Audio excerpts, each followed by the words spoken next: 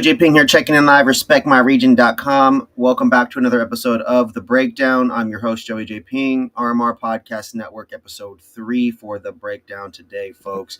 Today's episode brought to you guys by drinktriple.com, drinkblackmarket.com, and drinkelevatorcannabis.com. Each of these hemp beverages bring something unique to the market. Black Market is one of my favorites. Drink Triple, a delicious seltzer, and Drink Elevator Cannabis, a delicious mocktail teeny experience. Each of these brands, wonderful sponsors. We appreciate their support. Today's episode powered by Drink Black Market, Drink Triple, and drinkelevatorcannabis.com. Now, folks, we've got a really great episode here today. We're talking Cowboys, Giants, Patriots, Dolphins, Raiders, Commanders, Vikings, Bengals, Seahawks, Saints. We're talking Browns, Packers. We're talking Monday Night Football, Ravens versus Lions today. We're talking MLB update, Mariners and the Dodgers, playoff push. Mariners still killing it. Dodgers still banged up. We're talking through some of the Astros and Rangers stuff going on. And, of course, last but not least, all the different things going on in the world of sports. And so this is The Breakdown, and I am Joey J. Ping. Now, first things first, folks, yesterday was Sunday Night Football. Moving back right before that, we saw Thursday Night Football with the Cowboys versus the Giants. Cowboys 40-37 in overtime. Absolutely incredible game. It was honestly exciting to watch. It's not like I have a ton of hopes and dreams for Russell Wilson still. I don't care about the Giants. They've been so bad the last few years. But to finally get a high-scoring football game, to finally see the Cowboys and get an actual good-looking game, you know what I mean? It was nice watching Dak Prescott scramble for to seal the deal with that field goal towards the end of the game there. 64-yard field goal to force overtime. And then Dallas seals it with the Donovan Wilson interception. Russell Wilson did his thing, but ultimately an interception to lose the game. Both offenses traded big plays. George Pickens did his thing. Javonte Williams did his thing. And Cavante Turpin, they all three stepped up. Cowboys looked like legit NFC contenders. That's not going to hold true after surviving the shootout. I don't know. If the Giants are that bad, I don't think they're NFC contenders. That's just where I'm at. Up next, Patriots versus Dolphins, you guys. The Dolphins have had an interesting year.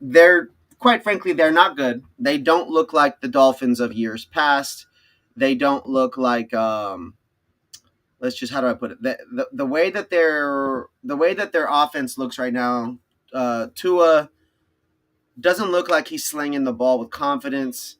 The receivers, they're frustrated with the plays and the quarterback play. Seemingly the defense isn't performing very well. It's already quite the season. I don't have great things to say about the Dolphins. They're definitely struggling. They're definitely not looking great. Special teams, though, Miami's Malik Washington returned a 74-yard punt. New England's Antonio Gibson immediately answered with a 90-yard kickoff. That was historic. That has not happened in quite some time. A punt return followed by a kick return, very rare. Rookie quarterback Drake May for the Patriots connected with Mac Hollins and Keyshawn Boot in a few different key moments. However, the defense did close it out. Marte Mapu had a pick. Milton Williams delivered a huge fourth down sack to ice the game. And that ultimately is how the Patriots got the dub over the Dolphins. It's not looking good. It's not looking good for the Dolphins. Now, as you guys all know, I'm a major Raiders fan, Raider Nation in the house. The Raiders got their ass clapped. They got spanked. They got run over. They got demolished. They got run through. The offensive line looked absolutely horrendous. Every time they gave the ball to Ashton Genty, he was getting hit in the backfield. He would get hit without even getting across the actual, where the line was. It just seemingly looked like the Raiders were playing Red Rover in fucking kindergarten, and they were just letting anybody run right through them. Now, Entering as underdogs again, Washington Commanders took full advantage. Marcus Mariota was the backup quarterback for the Commanders. He ended up stepping into the game, starting the game because Jalen Daniels is hurt with a knee injury. He had 3 rushing. I'm sorry, not he. The Commanders had 3 rushing touchdowns. One of them was quite a long run as well. I want to say over 65, 75 yards. It just seemed like the Raiders couldn't get going from the beginning. I don't know what the stat line was, but it seemed like for a while, Geno Smith was like 10 for 18, 10 for 19, 10 for 16, and they just couldn't get anything. And it was like, do we run the ball and give it to Jonty, or do we try to pass the ball and then we get sacked? At some point, the Raiders had 0 sacks, and I know the Commanders had like 6. And at least 2 of them, the player wasn't even touched. They ran straight. There was blown offensive line, blocking schemes. And then another time, the Raiders running back, that little white dude, that number 23 guy, looks like he's fast, but I watched them take Jonty out of the game. They put him in the game. He had to do pass blocking, and he had to block Bobby Wagner, and Bobby Wagner threw him out of the way without missing a step and got the sack on Geno Smith. It just looks like they don't know blocking, the schemes. Doesn't seem that everyone's on the same page. However, Las Vegas, the Raiders, they did show flashes. Trey Tucker had a deep touchdown, but ultimately the Raiders could not stop Washington's ground game. Raiders are now 1-2, remain winless at home. The conversation for the Raiders now, so it's how quickly can they fix the line and the defensive breakdown? Otherwise, the season is going to slip away. Moving forward, Vikings humiliated the Bengals 48-10. The Seahawks clapped the Saints 44-13. Rookie Torrey Horton had a 95-yard punt return touchdown and receiving touchdown. Kenneth Walker III had 2 rushing scores. Browns also shocked the Packers 13-10 at Lambeau Field, stealing it with a late field goal. Green Bay collapsed in the 4th quarter. Now, as we move forward, Monday Night Football is tonight, and this segment is powered to you guys by Drink Elevator Cannabis. Elevate your moments, elevate Monday Night Football. The matchup, Ravens are 1-1. The Lions, Detroit, 1-1. Baltimore versus Detroit. These are not places that are super far from each other. This is definitely a tight matchup. Both teams are exciting. Both teams are one of the best. The records don't indicate that because it's so early in the season, and 1 loss, 1 win equals a 500 record. But ultimately, Lamar Jackson is in MVP form early. He's always an explosive rusher. He's also an efficient passer. It's going to be a game. Jared Goff, quarterback of the Lions. Chemistry with Amon-Ra St. Brown gives Detroit's offense a puncher's chance on the road. Are they all operating perfectly? No. Is everything in sync yet? Not yet. But there is a very, very strong chance that Jared Goff and Amon-Ra St. Brown do their thing. Lamar Jackson has already been doing their thing. It's going to be a good one. And this leads us to the sports betting lines, brought to you guys by drinktriple.com. Right now, the Ravens are negative 5.5 favorites with an over-under set around 53.5 points, with the odds makers undoubtedly expect scoring. They think both teams are going to put up points.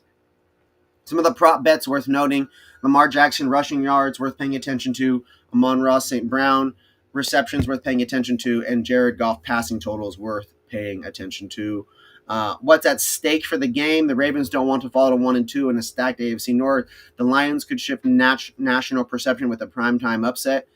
The Lions are down in this in terms of who people think is going to win. They don't think, not as many people think that they're going to win. The chances aren't as good.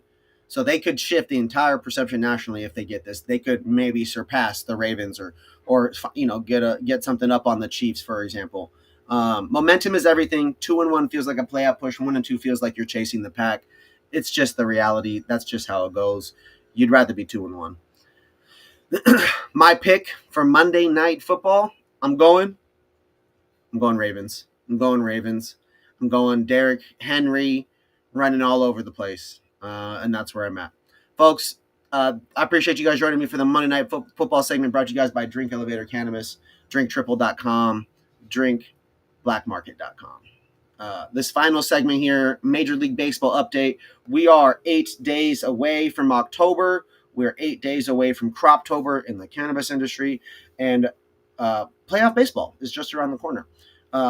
In the major leagues, Mariners are still on fire. Seattle swept the Astros in a 3-game set, including a 7-3 win in the finale. They're now 3 games up in the AL West with just 6 games left before the playoffs. All-star catcher leading the MLBs in home runs, Raleigh crushed his 58th home run, breaking switch hitter records. Switch hitter. He can hit left. He can hit right. He gets up to the plate. I don't know if he decides when he gets up to the plate or if or how that works, but 58 home runs as a switch hitter. Incredible. Julio Rodríguez is batting .378 with 9 RBIs in his last 9 games. The lineup is peaking at the perfect time. Mariners are on fire. We talked about the Dodgers. I live in LA. Dodgers go crazy here. They've clinched their 13th straight postseason berth. Shohei Ohtani smacked his 53rd homer, tying for the National League lead and pushing for his MVP case.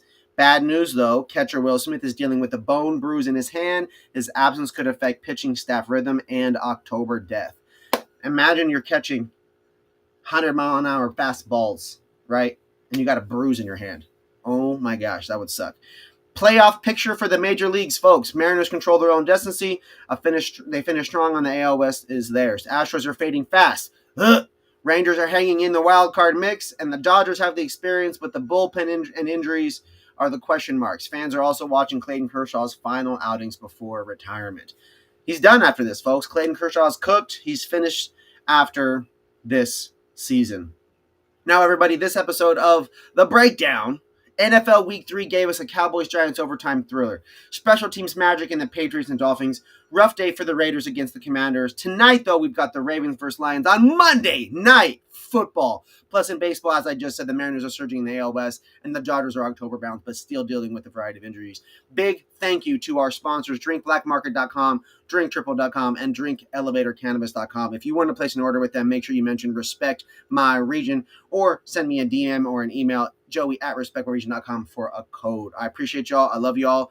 Lock in with me at respectmyregion.com. Follow at Joey, Jayping on Instagram. Subscribe on YouTube. And, of course, follow on LinkedIn, Twitch, Twitter, Facebook, and like I just said, YouTube. I love you guys. We'll see you on the next episode of The Breakdown.